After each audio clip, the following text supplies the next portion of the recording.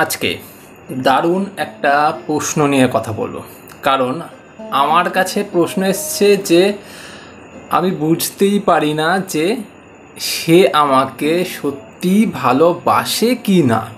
তার কিছু আচরণ দেখলে মনে হয় যে সে আমাকে খুব বেশি ভালোবাসে, আবার এমন সময় কিছু আচরণ এমনও করে যাতে মনে হয় সে ভালোবাসে না। কি করে বুঝবো যে সে আমাকে সত্যি ভালোবাসে কি ভালোবাসে না? চলো আজ তাহলে বুঝিয়ে দিই।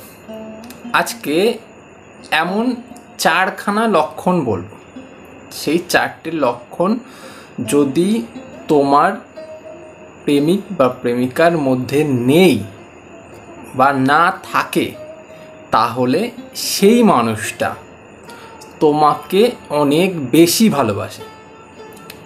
বোঝা গেল? চলে যাচ্ছি তাহলে মেন ভিডিওতে। তোমরা মিলাও আর আমাকে কমেন্ট করে জানাও যে তোমাদের কটা এখান থেকে মিলছে। প্রথম পয়েন্ট, সে তোমাকে সময় মতন রিপ্লাই দেয়। ধরো তুমি চ্যাট করছো, সে যেখানেই হোক চ্যাট হচ্ছে, চ্যাটে এইবার তুমি মেসেজ করছো, বড় করে এত বড় একটা মেসেজ করছো, সেখানে তার রিপ্লাই কেমন আসছে? হ্যাঁ ঠিক আছে, ওকে, যাব, না যাইনি বা গেছিলাম, ঠিক এই রকম? নাকি তুমি যেমন বড় করে লিখলে সেই রকমই সে বড় করেই রিপ্লাইটা দিল? কেমন দিচ্ছে বলো, কমেন্ট করে বলো আমাকে কেমন দিচ্ছে। যদি বড় করে দেয় তাহলে বুঝবে সে সত্যি ভালোবাসে, কারণ তুমি যেমন বড় করে লিখছো তুমি ভালোবাসো তাই জন্য, কারণ তুমি উজাড় করে দিচ্ছ নিজেকে। ঠিক তেমনই সেও যদি তোমাকে ভালোবাসে, সেও কিন্তু তোমাকে উজাড় করে দেবে। এটাই কিন্তু আমাদের হিউম্যান টেন্ডেন্সি। আমরা যাকে ভালোবাসি বা যাকে আমরা চাই তাকে আমরা উজাড় করে দিতে চাই, তাই জন্য আমরা বেশি করে লিখি, আমরা মনের সব কথা লিখি। আর যে করবে না সে হ্যাঁ করে ছোট ছোট রিপ্লাই দিয়ে অ্যাভয়েড করে যাবে, সে ছোট ছোট রিপ্লাই দিয়ে সে অন্য জায়গায় ব্যস্ত হয়ে যাবে, বা তুমি যখন রিপ্লাই দিচ্ছ তার থেকে কিছুক্ষণ পর গিয়ে সে তোমার মেসেজটা সিন করে রিপ্লাই দিচ্ছে। এই রকম জিনিস কিন্তু হবে। যে তোমাকে ভালোবাসবে সে তৎক্ষণাৎ রিপ্লাই দেবে, যখনই মেসেজটা দেখলো তখনই সে এসে তোমাকে রিপ্লাই দিয়ে দিল। বোঝা গেল? তো এই রকম জিনিস যদি তোমার সাথে হয় তা তুমি একদম ইজিলি বুঝে যাবে। বুঝলে? আর যদি বুঝে থাকো আমাকে কমেন্ট করে অবশ্যই কিন্তু জানাও। সেকেন্ড পয়েন্ট, কে বেশি কল করে? বলো, তুমি বেশি কল করো না সে বেশি কল করে? এটাও কিন্তু কমেন্টে জানাও। এবার সে কোন সময় কল করে? যখন তার দরকার পড়ছে, যখন তার দরকার পড়ছে তখনই সে মেসেজ করছে, এখানে চলে আয় তো, এখানে যাবি, এক্সেট্রা নানান রকম হতে পারে। আমার টাকার দরকার, আমাকে একটুখানি ওই ছবি দাও তো, তখনই কল করছে আর তখনই মেসেজ করছে, তাই তো? যদি এই রকম হয়ে থাকে তাহলে বস গন্ডগোল আছে, কারণ সে শুধু স্বার্থর জন্যই কল করছে বা স্বার্থ নিয়ে তোমার সাথে কথা বলছে, মেসেজ করছে।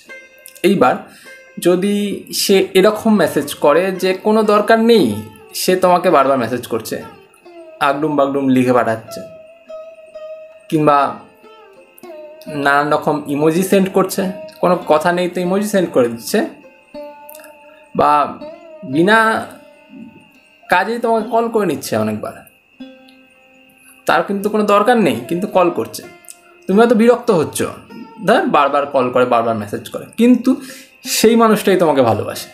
সে ভালোবাসে বলেই তোমাকে বারবার কল করছে, বারবার মেসেজ করছে। যে ভালোবাসবে না সে তোমাকে পাত্তা দিতে যাবে কেন? তার অন্য জায়গায় পাত্তা দিলে বেশি সময় ভালো যাবে, তাই না? তোমাকে পাত্তা দিয়ে তার কি লাভ? লাভ নেই। সে তো স্বার্থের জন্য মেশে, যখন তার স্বার্থের দরকার পড়বে পয়সা দাও, তখন তোমার সাথে কথা বলবে, ছবি দাও, তখন তোমার সাথে কথা বলবে। চলো ওই পার্কে গিয়ে কোনায় বসি, তখন কথা বলবে। নয়তো কথা বলবে কেন? তার তো স্বার্থ ফুরিয়ে গেছে ওখানে। বোঝা গেল? তো এটা বোঝার চেষ্টা করো তোমার সাথে কোনটা হচ্ছে।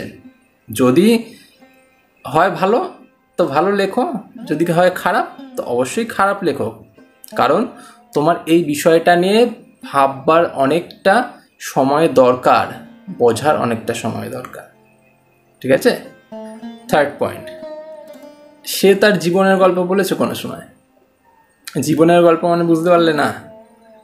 সে তার ছোটোবেলার গল্প বলে, কিভাবে সে বড় হয়েছে, কোন স্কুলে পড়তো, কাদের সাথে চলাফেরা করতো, তার বন্ধু সার্কেল কেমন ছিল, তার স্কুলিং কেমন ছিল, তার কলেজ লাইফ কেমন ছিল, বা সে আজ কাজ করতে গিয়েছে বা আজ কোথাও গিয়েছে সেটা বলছে, বা কোথাও গিয়েছিল সেই কথাও বলছে, বা তার সাথে কারো ঝগড়া হয়েছে তার কথা বলছে, বা সে একটা ছোট পাখি দেখেছে তার কথা বলছে।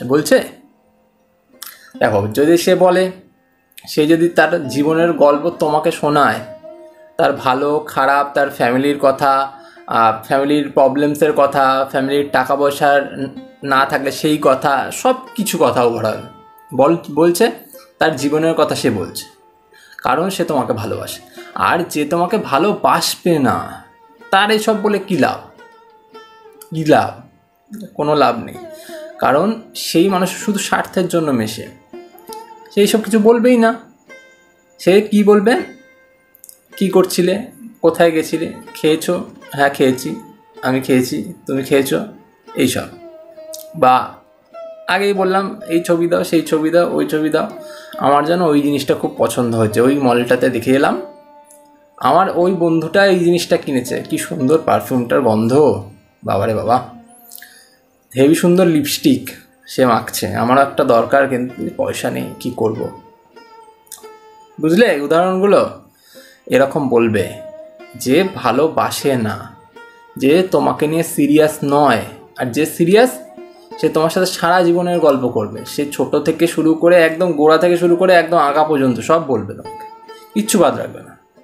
বুঝলে?